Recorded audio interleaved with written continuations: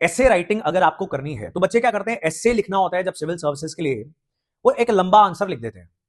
And sometimes आप feedback में जब ऐसा लिख के भेजते हो कि don't write a long answer in the name of essay, essay के नाम पर एक लंबा आंसर नहीं लिख देना, तो उनको समझ में नहीं आता कि बोला क्या जा रहा है।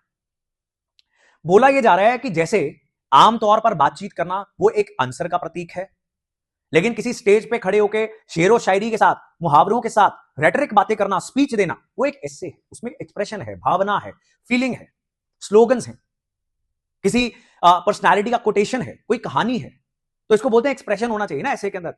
ऐसे में से अगर ये भावना निकल गई, एक्सप्रेशन निकल गया, तो ऐसे तो बहुत बोरिंग आंसर हो जाएगा। आंसर तो 2 पेज का पढ़ना है, ऐसे 8-10 पेज का खत्म नहीं हो रहा, वो बोरियत आपके सारे नंबर किल कर देगी।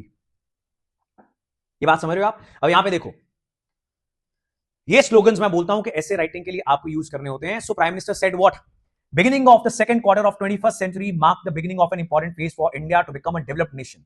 शुरू हो चुकी है जर्नी हमारी विकसित भारत बनने की। Underlining that this was a time not for obstruction, व्यवधान का समय नहीं है, समाधान का समय है। राइट? क्यों प्राइम मिनिस्टर ने राइम किया?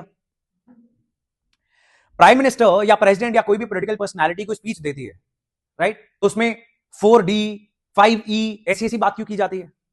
4D, democracy, demography, dialogue, this that, है ना? तो that is what expression is. आपका essay is all about expression.